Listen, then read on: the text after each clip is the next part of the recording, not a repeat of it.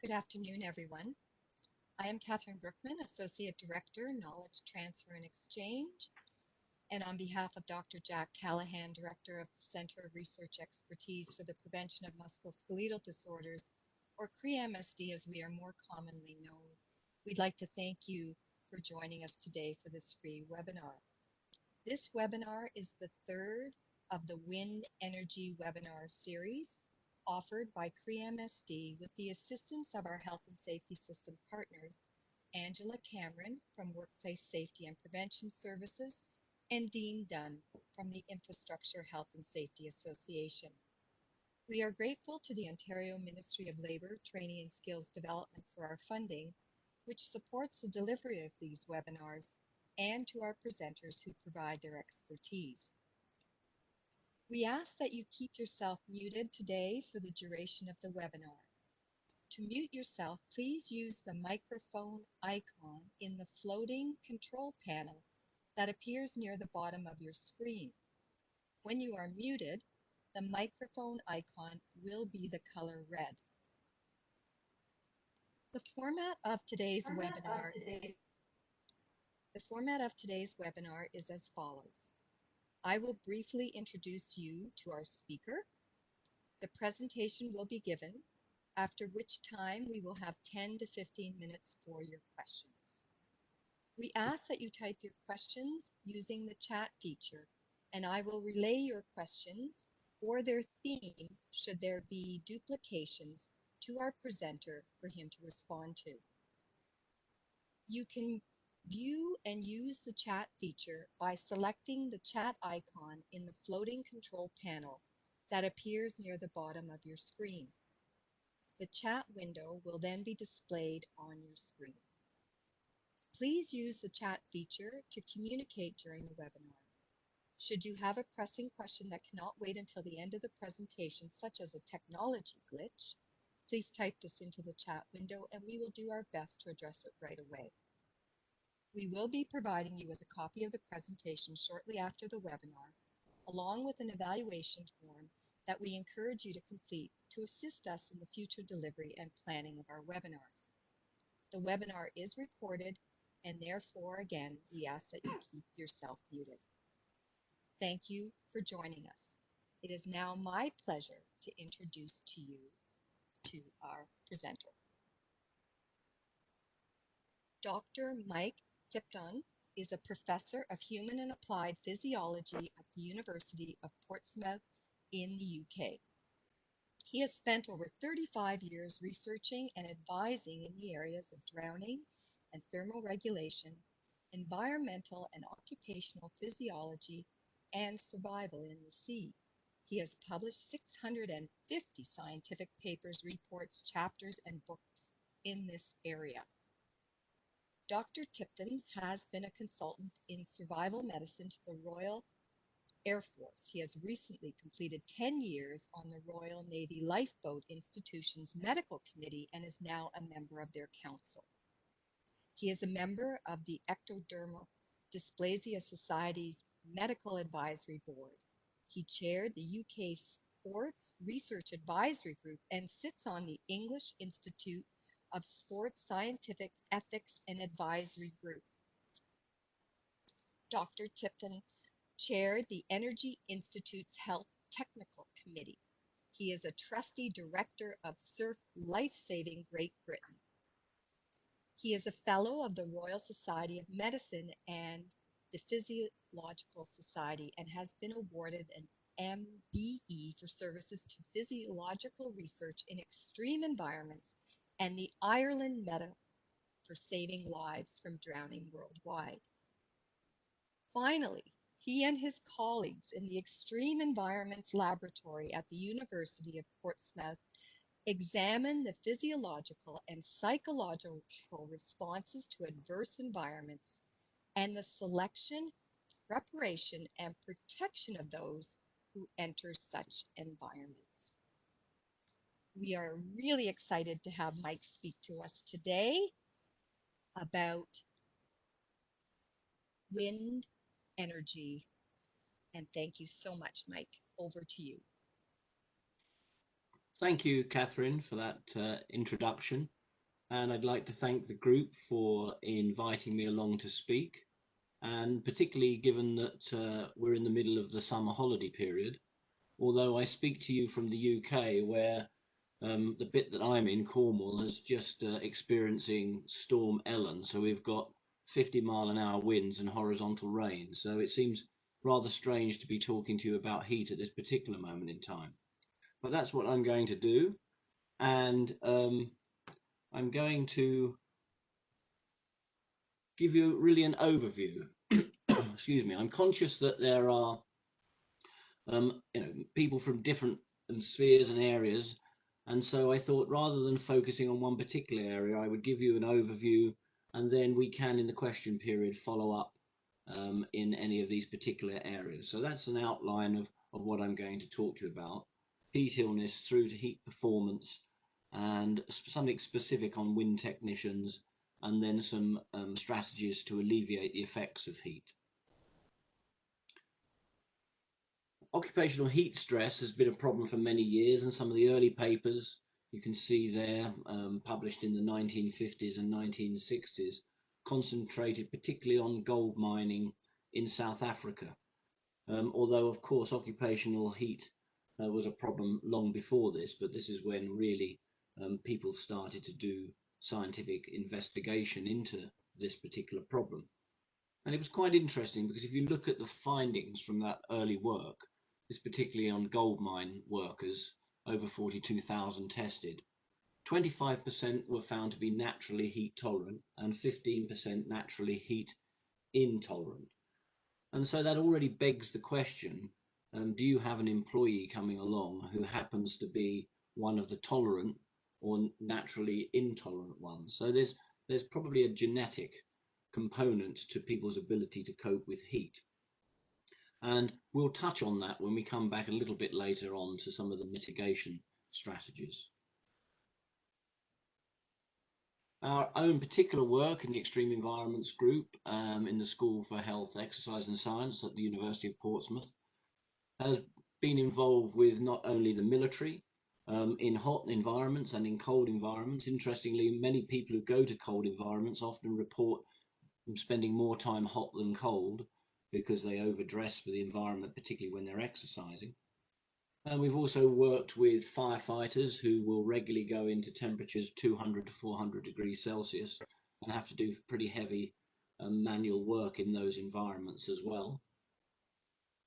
And we've done lots of work over the years, as Catherine alluded to in her introduction, with our the GB Olympic team. In fact, we were doing quite a lot of work in preparation for the Tokyo Olympics, which promised to be the hottest and most humid Olympics for some time. However, your guess is as good as mine as to whether we're going to be deploying that work in the year to come. So there's a broad range of interest in heat and its impact on performance and health. So just a few of the background fundamentals, which I won't bore you with for too long, but basically your deep body temperature is around about 37 degrees Celsius, and it's there because of a balance between the heat generated and the heat lost and accumulated from the environment. So your metabolic heat, when you're sitting down listening to this presentation, you're producing about the same amount of heat as a 90-watt light bulb, and you are then also losing heat to the environment around you by radiation, conduction, convection, and evaporation. And as a consequence of that, and your thermoregulatory system, which intervenes with those physical processes, we're pretty good homeothermic animals at maintaining that deep body temperature in the face of various challenges. As one of those challenges is clearly an increase in environmental temperature. And that range you see here on the x-axis of this graph, a range of temperatures between 0 and about 40 degrees. All I want to point out really is the top line is the energy consumption. And because humans vary in their mechanical efficiency, we're about anything between about 10 and 25% efficient. So the vast majority of the energy we consume is released as heat. That clearly becomes more problematic when we're exercising as opposed to resting, as we shall see later. As the room temperature goes up, your reliance on evaporating sweat increases, and your ability to lose heat to the environment by radiation, conduction and convection falls, simply because the gradient between your skin temperature and environmental temperature narrows, so the gradient for heat loss is narrowed.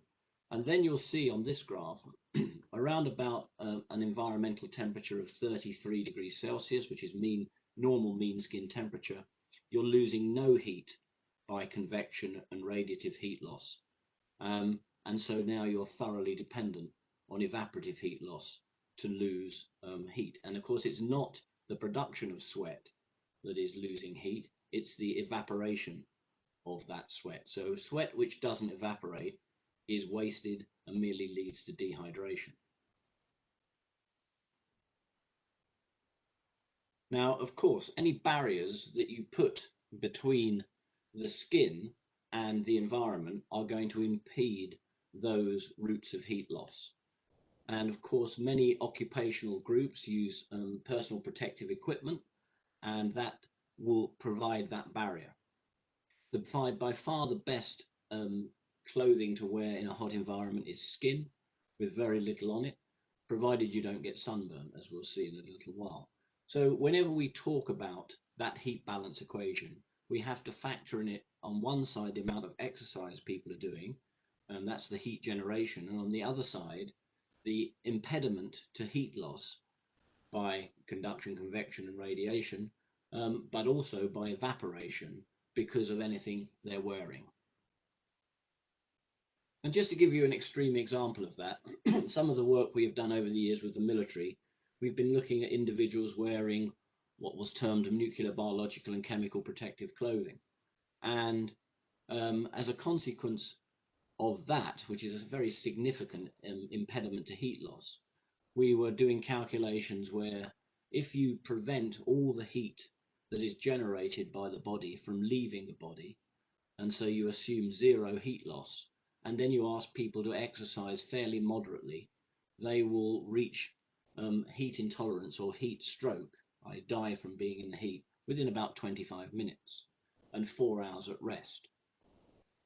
Luckily, this never really happens because even the most encapsulating clothing allows some heat to escape, maybe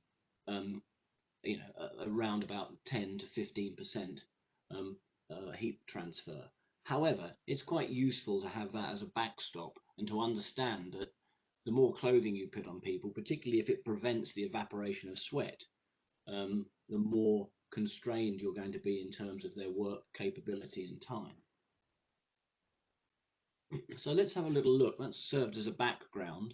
Let's have a little look at some of the impact of heat on heat illnesses, and probably more pertinent to this particular group on work performance. So there's the impact of skin and deep body temperatures. We've got it in degrees Celsius. There's skin temperature. Around about 42 degrees skin temperature, you'll start to incur burns. You'll feel hot between 33 and 41. Thermoneutral body temperature is 37 with a skin temperature of 33. And we're actually a tropical animal that's designed to be naked in an air temperature of around about 28 degrees Celsius, which is normally what people choose to do for a holiday, go back to their ancestral roots and lay near naked in 28 degrees. Comfort, 28 to 33, cool discomfort, 25, and then you go all the way down to human tissue freezing at minus 0.55 degrees Celsius, and you're suffering from frostbite. We're concentrating more on the upper than the lower end.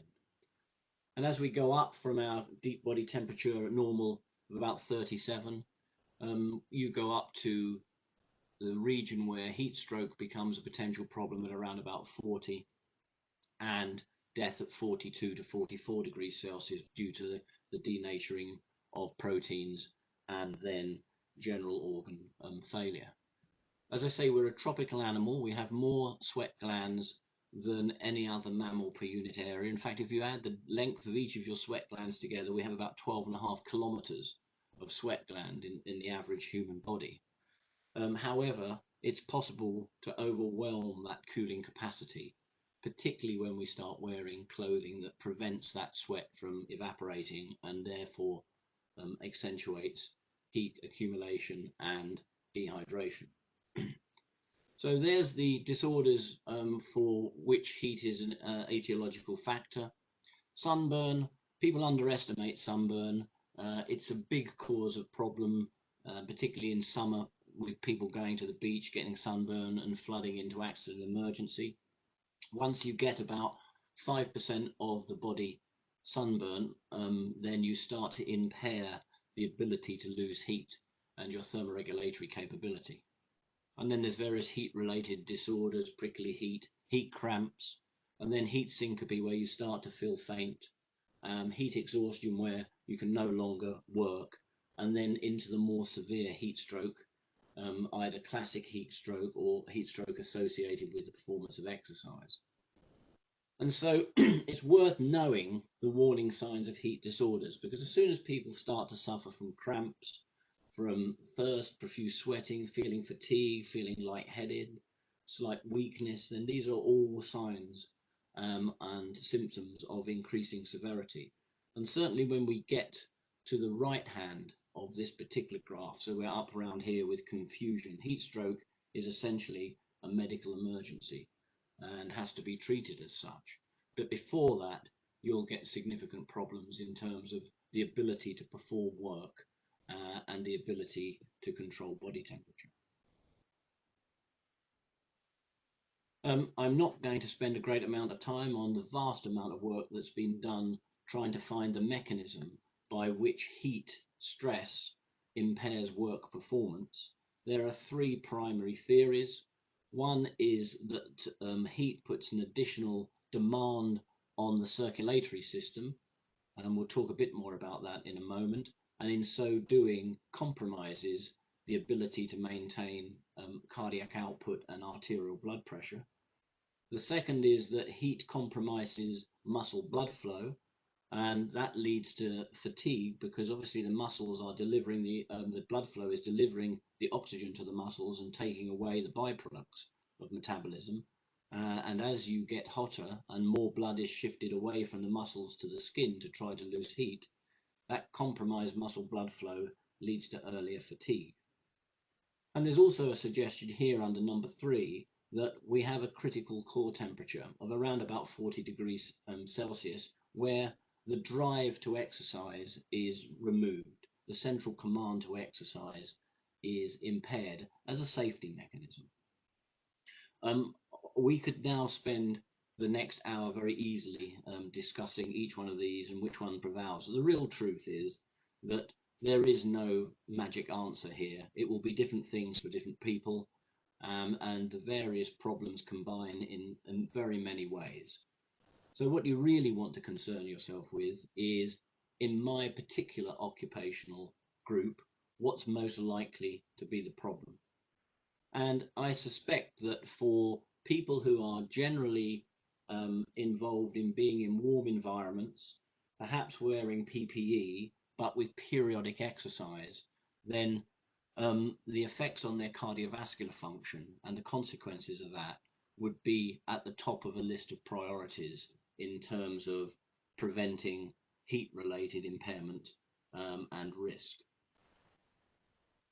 So just to emphasize that particular aspect, so we know that when the body warms, it diverts a lot of the cardiac output to the skin, because it's basically using the skin as a heat exchanger with the environment. That works fine, provided the skin is exposed to the environment and the environment is cooler than the skin, as we've discussed. Once the environment goes above skin temperature, let's say 33 to 35 degrees Celsius, now the body starts to gain heat from the environment by convection, radiation, and to a lesser extent conduction, and the only route of heat loss remains the evaporation of the sweat that's produced. But that increase in skin blood flow you see there on the right in a hot environment up here is a very, very significant stress and produces strain in the cardiovascular system, which compromises or can compromise blood flow to the gut, blood flow to the muscle. So now you find people in the heat, working the heat, can get gastrointestinal disturbances. We find that their work performance is impaired because there's all of a sudden this increased demand to thermoregulate. And we're talking about an increase of about 20-fold in cutaneous or skin blood flow between somebody in a thermoneutral environment and somebody in a hot environment.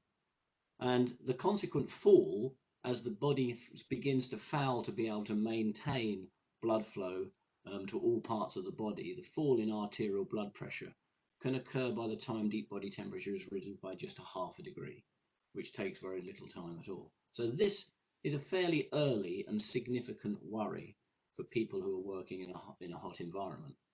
And it's compounded by dehydration. At some stage, I had to talk to you about dehydration, so we'll get it over and done with now, because it is something that compounds the problem of that increased demand for blood flow and circulation and cardiac output. So we know that if we have fluid losses equivalent to 1 to 5% of body mass, we see an increase in body temperature due to decreased sweating and the decreased blood flow, because the body can no longer has sufficient coolant in terms of circulating blood volume to cool the body.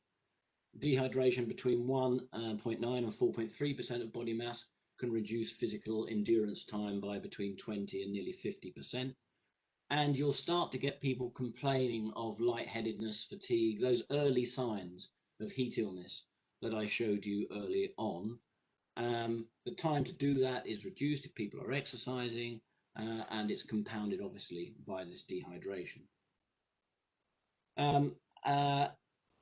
What do you do to deal with that? Well, it's very important, as I'm sure many of you already know, that in people who are working generally, but particularly people who are working in the heat, you maintain hydration levels, and that you have hydration policies in place which encourage people to hydrate and also to check their level of hydration. The easiest way to do that for most occupational groups is to have urine charts distributed around the urinals in wherever the workplace is.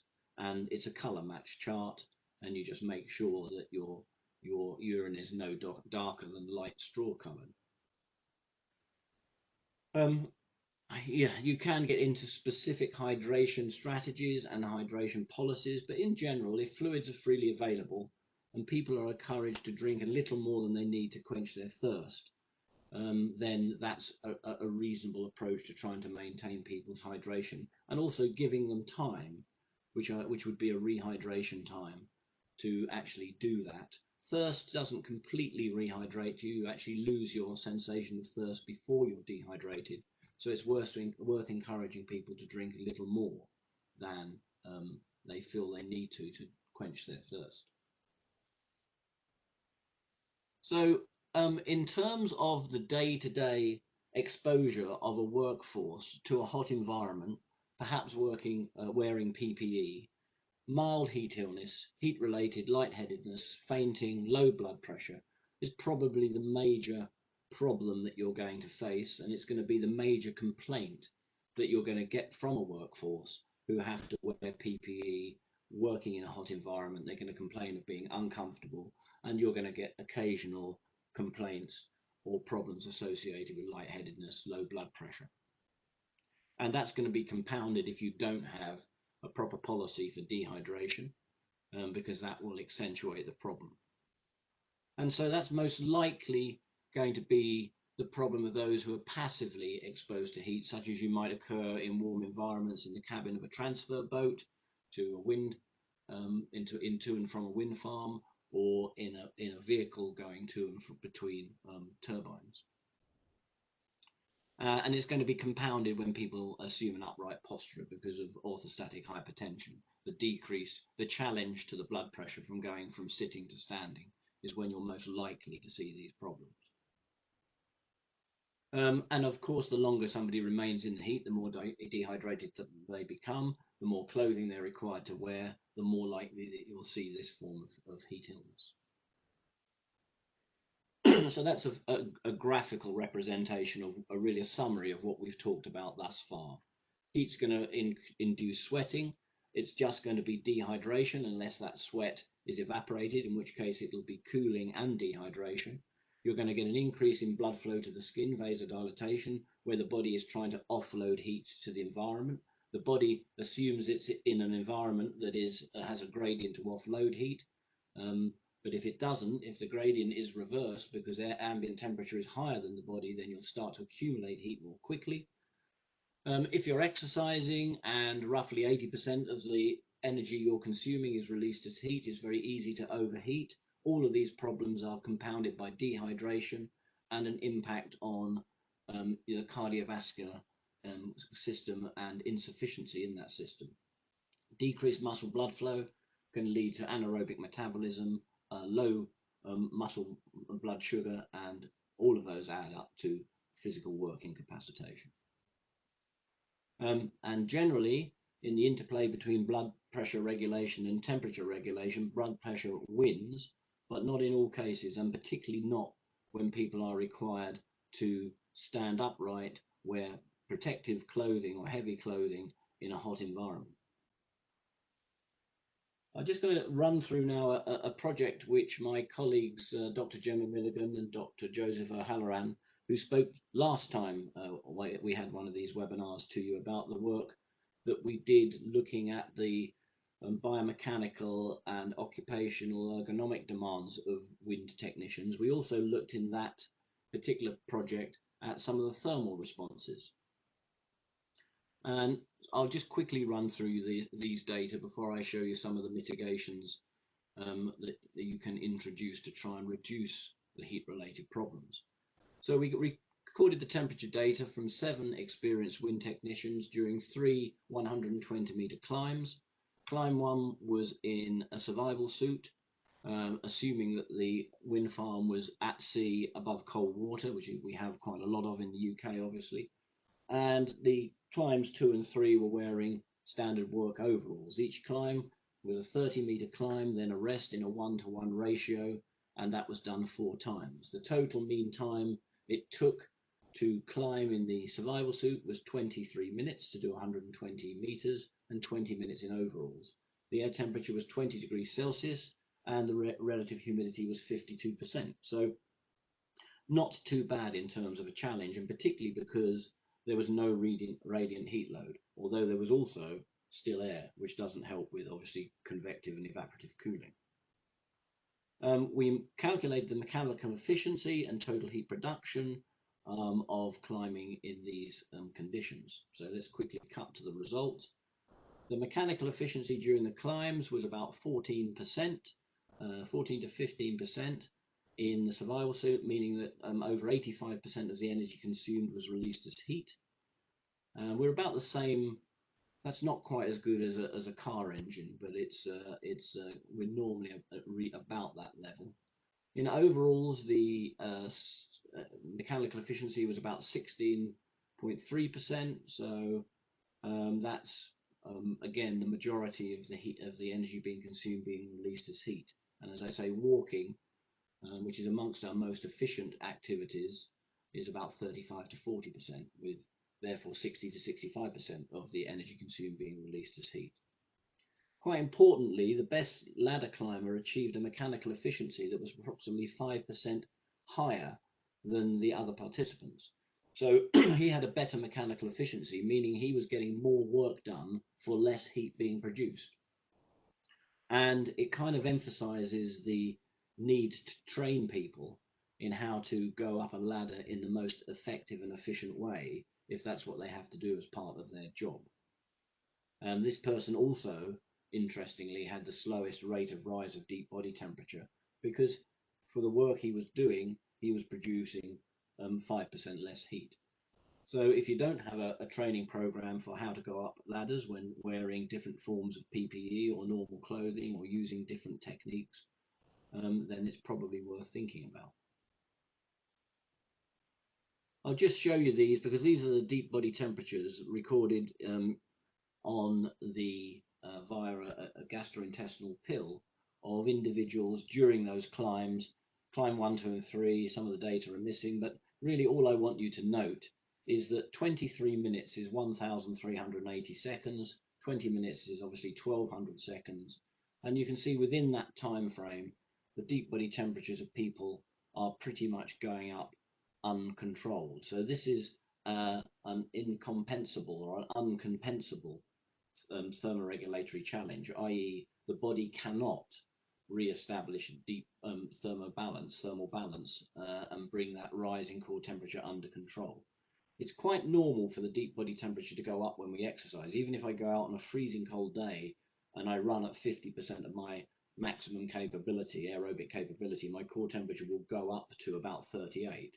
So we don't really worry about it going up to 38. What we would worry about is the fact that it continues to go up unchecked beyond those kind of figures. So the saving grace here is not that the individuals were able to thermoregulate, it's that they were stopping exercise before they got to a deep body temperature that was going to be significant in terms of heat illness. In fact, so if we actually use the data we got, and I've just shown you, we can cut straight to the table at the bottom of this page, and we can see the time to get to 38.5 degrees deep body temperature wearing a survival suit would have been 45 minutes, and it would have been 62 minutes wearing the coveralls. And nobody in this particular study, in this particular situation, was climbing for anything like that length of time. As I say, they were climbing for between 20 and 23 minutes. However, the important point to note is this was one-off climb. And if somebody has to do these climbs during the day, they're in a hot environment and they fail to cool properly between climbs, then of course you're going to start each climb with a slightly increased deep body temperature. And it may well be that you can get within the course of a day to some of those critical temperatures that we've discussed, 40 degrees plus. So it emphasizes the point of having a cooling strategy, not just a rehydration strategy, but a cooling strategy in the intermediate periods between exercise in these kinds of environments, and setting up a cooling station of some kind, cooling dehydration station. And we'll talk a bit about that in the final 10 or 15 minutes of this presentation. Incidentally, the worst case scenario I've just calculated, which is the one I showed you earlier, where no heat escapes from the body, would have got people up to 38.5 in under 15 minutes. But hopefully that's not going to be a situation that will be incurred, although it is important to note we had no radiant heat loss. And you can get something like 1,000 watts per meter squared of heat donated to the body on a hot summer's day, with sun beating down on straight onto the surface of an individual. So it could be worse than we see here. So just going through the work, the wind technicians related work, the conclusion is that they're unlikely to suffer with a 120 meter climb the hypothermia in terms of heat stroke getting to dangerous deep body temperatures, because they simply are going to stop before that occurs, i.e. about 20 minutes. As I said, this changes if they have to do more than one climb during the day, or if the climbs are closely together without any chance to cool. Much more concerning for wind technicians and individuals working in that kind of occupational setting is the more indirect risk of heating and the impact of heating, the cardiovascular responses and dehydration on blood pressure and symptoms such as lightheadedness and excessive fatigue and early fatigue. And indeed, we observed this in one participant in the current study, kind of underlining and emphasizing that particular risk. So it's important to ensure that people who have to do intermittent exercise in a hot environment, particularly wearing PPE, have the opportunity to cool down and rehydrate following whether it's prolonged ladder climbs or other forms of manual work more generally. And high aerobic fitness and good technique in ladder climbing should be encouraged, because these will have a directly beneficial impact on the amount of heat produced during work in the heat. So we're going to quickly now go through some of the things that you might consider in terms of assessing the environment and the individuals who work within those environments. You expect to work within those environments. The first thing you can think about is monitoring the environment to establish the risk of the environment you're putting in people into. We all know about air temperature. What people are less familiar with is that globe temperature, which is radiant, which is measuring the radiant heat load, and a wick temperature, a wetted thermometer, which is telling us a wet bulb temperature, which is telling us the ability in that environment to evaporate sweat. And if you look at the formula for what's called the wet bulb globe temperature, which is a much more useful way of assessing an environment than simply a thermometer, you'll notice that the weighting for the dry bulb is 0.1, the weighting for the radiant heat load is 0.2, and the weighting for the wet bulb is 0.7, emphasizing the importance of the ability to evaporate sweat to keep a body cool in an environment, in a hot environment. I'm not going to go through loads of them. You can look up various guidelines. So here's the American College of Sports Medicine guidelines for races. They haven't changed much. There's the WBGT temperatures, WBGT, and what they would recommend in terms of an athletic event. So once it gets up to 23 to 28 degrees Celsius here, participants are at increased risk of heat collapse and withdrawal from races. So there's lots about this on the internet, so I'm not going to bore you with it other than just raise the concept of WBGT.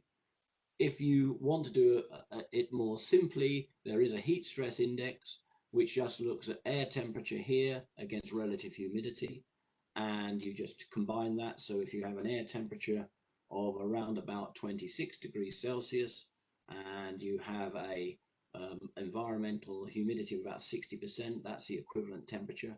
But once you get into these areas, then you're likely to see heat cramp, heat exhaustion, heat stroke. So there are lots of heat stress indices out there that can help you determine policy for work rest in the heat.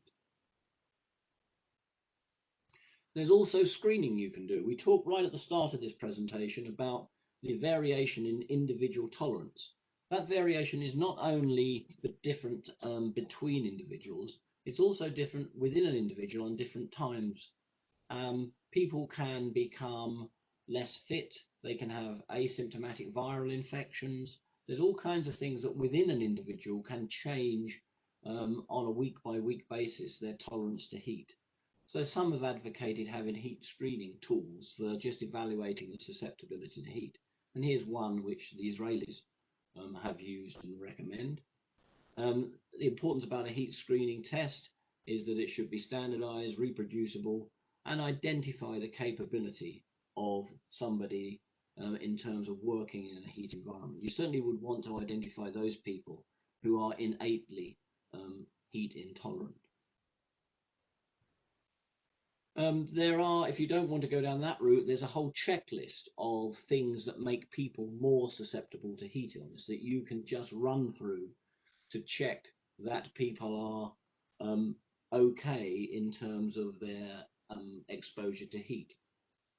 Body size makes a difference. So heat stroke is 3 times more frequent in excessively overweight young adults than in individuals of average body mass.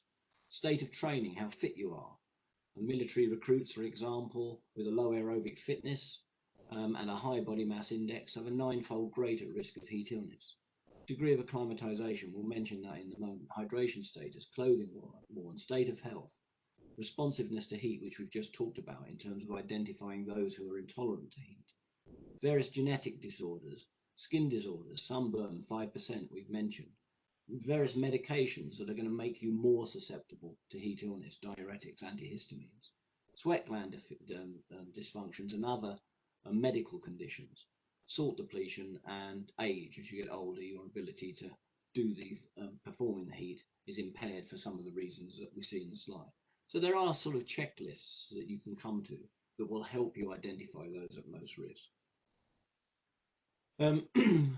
If this is really first aid, and I don't want to get into first aid, but it just emphasizes that if somebody is suffering from the heat, the most important thing to do is stop them exercising, remove the source of heat, and facilitate their heat loss, and rehydrate them. If it's heat stroke, then that's a serious medical condition that people need to be medically evacuated from. various ways of cooling individuals and their approximate power. So there are lots of things on the market. Just Google cooling systems and you'll find lots of stuff.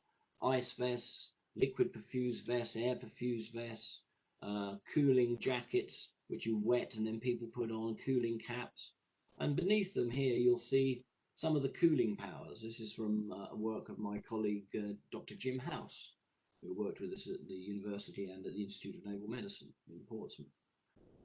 And you can see that there's a big variation in terms of the heat loss capability, and there's also a big variation in terms of the technical aspects required for cooling. And the one that always catches people's eyes is the ability to lose heat by hand immersion in cold water. And that comes back to some fundamental physiology, that if the deep body temperature is raised, it's about 4 to 5 times more important in terms of skin blood flow than skin temperature, local skin temperature. So it means that when your core temperature is raised, your deep body temperature is raised, you can actually put your hands in cold water without shutting down the blood flow to them until such time as that deep body temperature falls back towards normal. And you'll notice that you can lose as much, if not more, heat by the simple expedient of putting your hands into cold water as you can with some of these very high-tech interventions. And just to emphasize the fact, this was a study we did looking at cooling people who had been exercising. And this is just post-exercise. And these are all the high-tech variants, including a control with no cooling. And this one, these two here are whole body fanning and hand immersion. Whole body fanning is great if you expose as much of the body as you can and you fan it, you enhance evaporation. You can enhance evaporation further by misting the body, by putting a light covering of water on it, so that enhances the evaporation. If, however, people are working in PPE, that's not really an option, and hand immersion then becomes much more of an option because it's much easier to remove gloves and put hands in cold water as it is to strip somebody down to enable enhanced evaporative or convective cooling by whole body fanning. So the best, fastest cooling techniques are in naked, lightly clothed individuals, fanning, and in heavily clothed individuals, something like hand immersion, because these two techniques use the physiology of the body to deliver heat to the surface of the skin, which is then taken away, rather than trying to overwhelm it by putting ice on the skin, which actually can shut down the skin blood flow and clamp the heat in the body. Climatization to heat is probably the biggest physiological intervention you can make in terms of people's ability to perform in the heat. It takes, for somebody who's unacclimatized, between 10 and 14 days of about 90-minute exposures a day, preferably exercising if that's what they've got to do in the heat. And you get a whole host of physiological changes, which I won't go through, but they improve salt balance, they give you greater cardiovascular stability, you're better able to maintain your body temperature, and you get improved work capacity, and it's carbohydrate sparing. So acclimatization, for those who have to regularly perform in the heat, is a useful intervention. It's something that sports people use very much. It's something that occupational groups don't use, because naturally once people start working in the heat, but of course by then you may have had 10 or 14 days of people struggling because they were not acclimatized when they first started working in the heat. It's that change in working conditions that causes the problem. So this was some of the factors to consider as part of a risk assessment for the provision of immersion suits and people working in the heat in wind farms. And I did this some time ago for Marcus Peters, actually, who some of you will, I'm sure, know. And the only thing I've done is just to highlight the ones that maybe it would be worth you guys asking yourself about your organizations in terms of mitigating the problems associated with heat. So how long do your employees have to spend in the heat, have to spend exercising in the heat, or wearing PPE in the heat? Do you have any fluid prevention, replacement, hydration policies for the use in warm weather? Do you have active cooling systems or some way of cooling people? Is there a prescribed cooling scenario between exercise exposures in the heat, something like hand immersion or fanning? Are reported heat-related problems associated with using the PPE are health or comfort-related? Complaints about lightheadedness or discomfort. What kind of heat problems are you experiencing? And do you have, as I've said, the control options in place, cooling stations, WBGT monitoring, policy for use depending of various cooling systems depending on air and water thermal stress levels, reducing the number of transfers when environmental stress exceeds a given value, policies on the use of immersion suits, rehydration policies. These are all the kind of things that if I was asked to go and talk to or look at and investigate a problem that was occurring in an industry, these would be the kind of checklist of questions that I would use to assess what the organisation was doing to mitigate the problems associated with working in the heat. There's a whole host of advice which you can find very easily on the internet. That includes everything from performing in the heat, urine charts, color charts that you can put up in the lavatories of the workplace. There's various occupation exposure to heat and a hot environment reports and papers, and advice that can easily be put around the place or followed in terms of company policies. So just finally then, if you want to protect people who are working in the heat, environmental assessment, personnel selection, consider acclimatization before people go and do hard work suddenly in a hot environment. Good hydration strategies, policies, cooling policies, appropriate clothing, and active cooling. And remember that technological solutions are not always the best. Those that actually use the physiology of the body and maintain and enhance its function are often the most effective. That concludes my presentation. So thank you very much for listening, and I'm happy, as Catherine has said, to take some questions. Thank you so much, Mike. What a very timely presentation, and I believe a lot of generalizable findings that we can look at across many aspects of our work and home life. I see some questions have already started to come up. The first one is there a cumulative effect for technicians working in higher temperatures over a 14-day shift? Will they fully recover from the fatigue they feel? That all depends on what's done at the end of each working day. So if there is a proper strategy for rehydrating people, if there's a proper strategy for cooling people, if they are experienced at doing the work, then there's no reason why there should necessarily be a cumulative problem. Where you see a cumulative problem is where it's people are not used to doing the exercise, so they actually get it. That's an exercise related delayed onset muscle soreness and fatigue, or they don't properly rehydrate because maybe they just drink to thirst, they're not monitoring their urine color. And so generally the cumulative effects are with people or companies that don't have the proper end of day between exposure policies in place. Thanks, Mike. Is there any guidance on what the clothing adjustment factors would be for various types of respirators or given the pandemic face coverings? Well, mostly if we're talking about the general public, what people are being required to wear is driven by government strategy. The face masks are, I mean, I haven't made it yet, but I make the point now, the distinction between the perception of heat and the actual thermoregulatory state of the body. So when you put a face mask on, everybody knows, I'm pretty sure everyone listening has had to do it, it makes you feel pretty uncomfortable.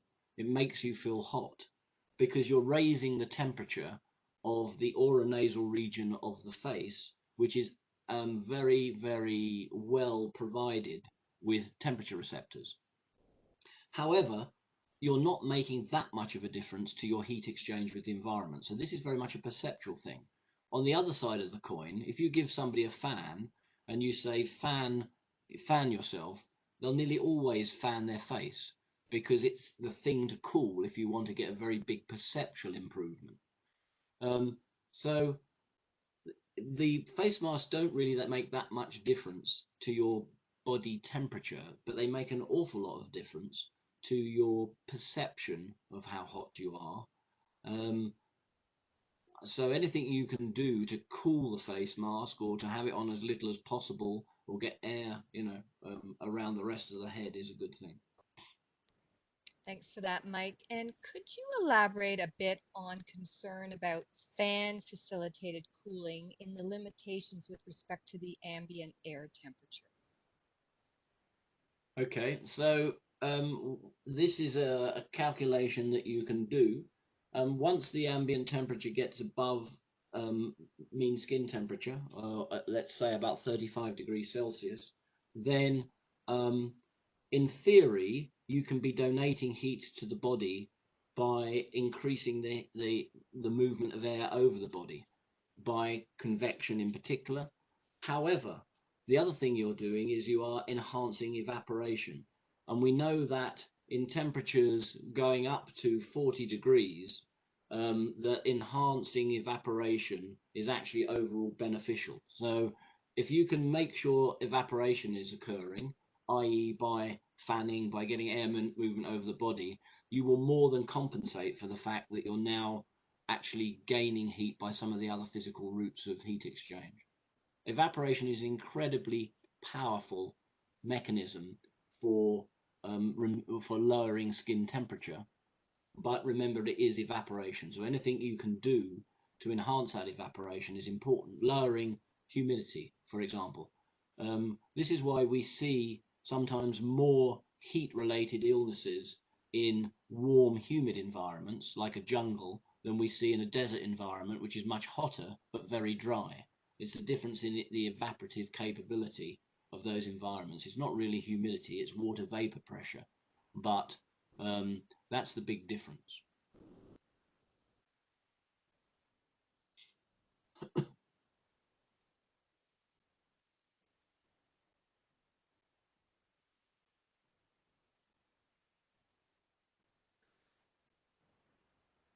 Hello? Mike, sorry. Yep. My mic went off. Is there one resource that you can point wind site operators to that would get people started with a heat protection program? Well, the Energy Institute in the UK have a report which I cannot remember the title of off the top of my head. I mean, I think probably my colleague Dr. Gemma Milligan is maybe on this webinar. Maybe she can add through chat the name of the report, which was looking at work performance in different climates, that was basically cold and heat. And in that, pretty much everything I've said is explained in more and better detail than I've explained it this afternoon. So that's one resource, is an Energy Institute report on climatic factors working in the energy industry. If that doesn't appear, I will forward that reference to you, and I'm pretty sure that that's freely available from the Energy Institute in the UK. And Thanks, Mike. Beata Hildenbrand may be on the webinar, who can also provide you with that information. Okay, we'll watch for those references. But Catherine, just to say that, yeah. I mean, a lot of the stuff, particularly with the mitigation and the warning signs, it is really all over the internet. What's probably missing is the rationale that goes beneath it. So when a worker or one of the personnel says, well, why are we doing this? That's not as immediately available, but certainly, telling people what to do and how to do it is there's quite a lot of information out there for that. Thanks, Mike. You mentioned in your presentation acclimatization, for example, 90 minutes a day over 10 days. Is that 90 minutes all at once, or could you spread that out within the day? Well, it's preferable that it's a raised deep body temperature for that period. However, some of this work goes back to the 1950s, the work that I introduced right at the start with the gold mine workers in South Africa. What we're actually looking at the moment is whether or not you can achieve a similar level of heat acclimatization or heat acclimation. Acclimatization is in the field, acclimation is in a laboratory, with a much shorter exposure. So that would be 30 minutes exposure or just 5 exposures. And a lot of the beneficial changes that you see with repeated heat exposures occur in the first 5 or 6 days of that overall strategy. So generally what you want to do is raise the deep body temperature and raise the skin temperature for a period of time. That period of time is generally assumed to be 90 minutes to 100 minutes, but we think it can be less. And certainly anything is better than nothing. Okay. Mike, do we know what water temperature is recommended for this hand immersion cooling effect? Well, I mentioned Dr. House. He did some work with us and did his PhD with us, and we looked at various temperatures. And once you get the deep body temperature up 38.5, you can actually have the temperature down at around about 10 degrees.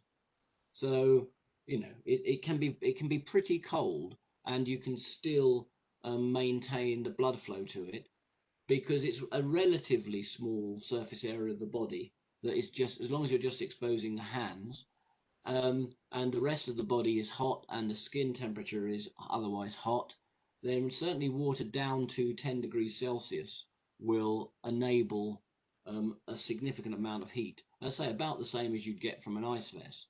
Incidentally, the feet also work, but not quite as good as the hands. Okay, good to know when we're thinking about that walk in the lake. Um, Yes.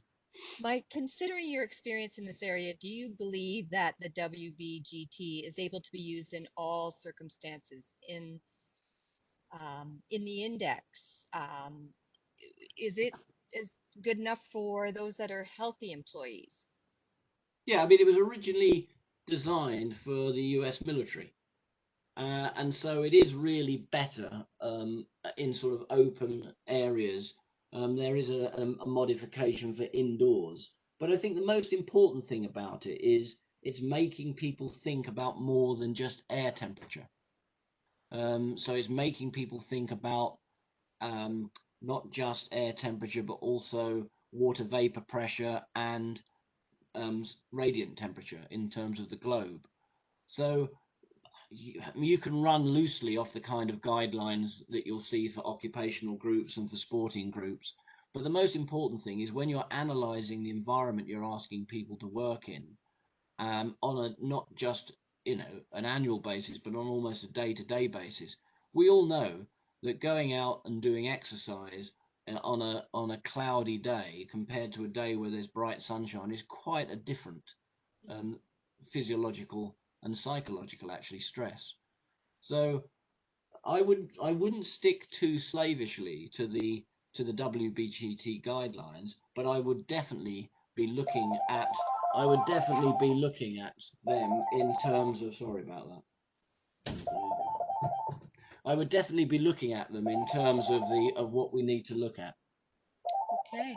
Well, that bell rings the last question, and that is the clothing factor in the WBGT applicable in all circumstances, do you think? So there's not a clothing factor. The WBGT is wet bulb globe temperature. So that's an assessment of the environmental stress. Now, of course, once you add clothing to the scenario, it depends on the nature of the clothing. It depends on its vapor permeability. It depends on its air permeability. So what you need to do then is do a proper physiological assessment, or as we did with the wind technicians in the example I gave you, to look at what's going on in the microclimate, i.e. the climate beneath the clothing. Now, is that becoming very rapidly saturated, preventing all evaporative heat loss, or is there enough air movement through it? to enable convective and evaporative cooling. So all of these things need to be considered. And once you get to people wearing clothing, then there are other heat indices that you can use to give you an idea of working capability. But often when it's a bespoke exercise like climbing a ladder with this amount of time, with this amount of rest, then you're usually better to do a direct physiological assessment.